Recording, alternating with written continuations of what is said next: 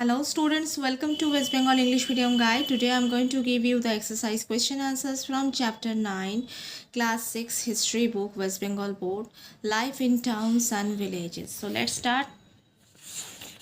So at first we have the objectives from the chapter. Number A, choose the correct answer. Number 1, the rich landowners in South India were known as. Answer is Vellalar. Number 2, Varuch was referred to by the Greeks as. Answer is A, Vrigukacha. Number 3, which was an important port city under the Cholas. Answer is C, Arikameru. Number 4, Aritina where was named after a city in. Answer is C, Italy. Number 5, which city was an important religious center for Hindus, Buddhists and Jainas? Answer is A, Mathura. Now, true or false? Number 1, Muziris was a port city located on the coast of Gujarat. False. Number 2, Arikameru was an important trading center with Rome. False. Number 3, the Grihapatis were the rich landowners of South India. False. Number 4, there were the three types of Shrenis. Answer is false. Number 5, most of the trade with West Asia was carried out from Varuch. Answer is true. Next, number C, fill in the blanks. Number 1, the landless laborers and the slaves of South India were known as Karaisiers and Adimai respectively.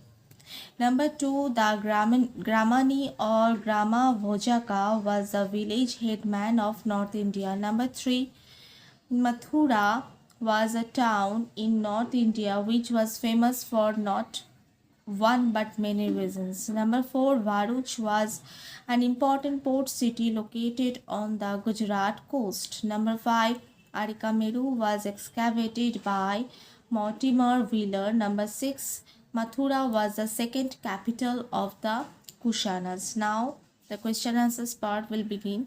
Number D, very short answer type questions. Number 1, what is northern black polished ware? The northern black polished ware is a special type of pottery. The notable feature of this pottery was that it had a glossy surface and was usually black in color. Number 2, what were ring wells? Ring wells were rows of pots or ceramic rings arranged one on top of the other. They were used as drains and garbage dumps.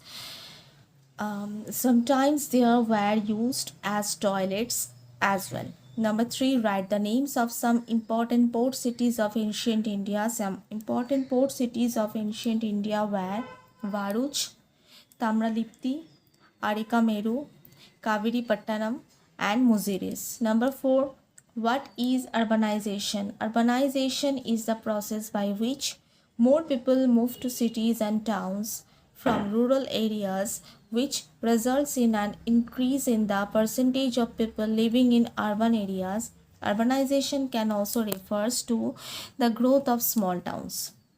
Number 5, mention the reasons that led to the emergence of the second urbanization in India. The reasons that led to the emergence of the second urbanization in India are as follows. Number 1, increase in agricultural production. Number 2, rise in trade and commerce. Number 3, development of guilds and crafts. Next, number E, short answers. Number 1, what are amphor? Amphor is a tall ancient Greek or Romance jar or jug with two handles and a narrow neck that contained grains or liquid. Number 2, write a short note on Varuch. Varuch, located on the banks of Narmada River, which is considered the lifeline of Gujarat, in India's second oldest city, and was one of the oldest and busiest ports of ancient India, which was an important international trading center. Vrigu Kutch is the original name of Varuch and has been derived from the name Vrigu, who was a great sage. Number 3, Mathura became a religious as well as a trade center. Elaborate. Mathura was an important religious center for Hindus, Jains, and Buddhists. Various Buddhist monasteries and Jain shrines were situated here. It was also an important place for worship of Krishna. Mathura was located at the junction of important trade routes.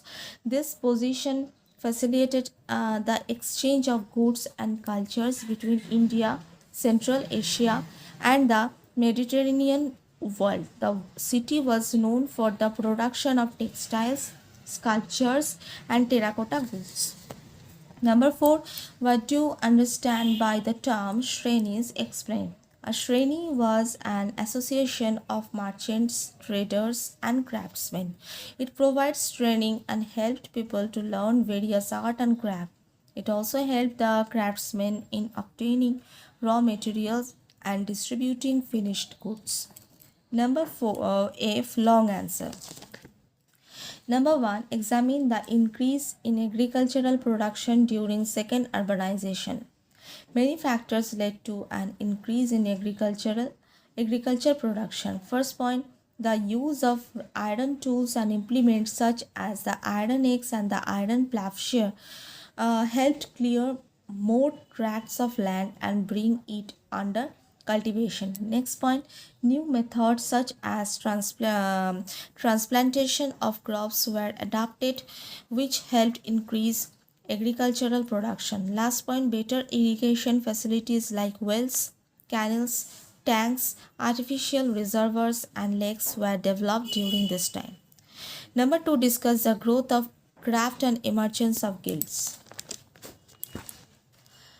With an increase in agricultural production, people got time to pursue various other occupations due to which art and craft flourished.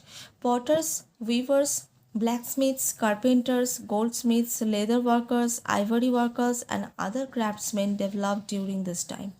This period, the craftsmen and traders formed guilds or shrenis, such as crafts guilds, which were guilds of craftsmen such as potters, weavers, and carpenters, and merchant guilds, which were guilds of traders and merchants. These guilds had their own rules and regulations and helped their members in many ways. They helped get raw materials, trained the young members for technical process, sell the finished products. They also served as safe deposits or banks, and many rich merchants deposited their wealth here. The needy guild members could also get loan of money from them. Next, number 3, describe life in the villages during this period with special emphasis on the role of Grama Vojaka. The village headman in North India was known as Grama Vojaka. He was also known by the name Gramani. He collected taxes from the village on behalf of the king, and his post was generally hereditary. Next, number 4. Examine the emergence of urban centers in India during the period of second urbanization. Towns and cities emerged due to greater agricultural productivity and growth of craft and trade. Both the literary sources as well as the archaeological excavations support the emergence of towns and cities. Some towns such as Sapora, Varuch, and Tamluk emerged as trade centers. Others like Patliputra, Ujjain, and Madurai were capital centers or centers of political and administrative activities.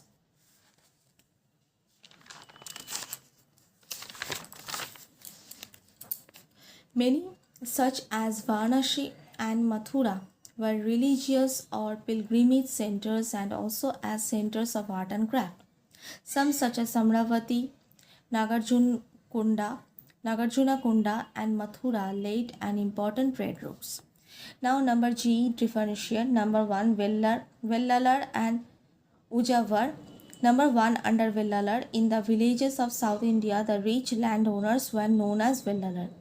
Number 1, under Ujavar, in the village of South India, the ordinary cultivators or ploughmen known as Ujavar. Number 2 under Grihapatis, rich landowners were called Grihapatis. Under Krishakas, number 1, so smaller landowners were called Krishakas. Karmakaras and Dasas. Number 1 under Karmakaras, they do not have own lands. Now they began to mean slaves.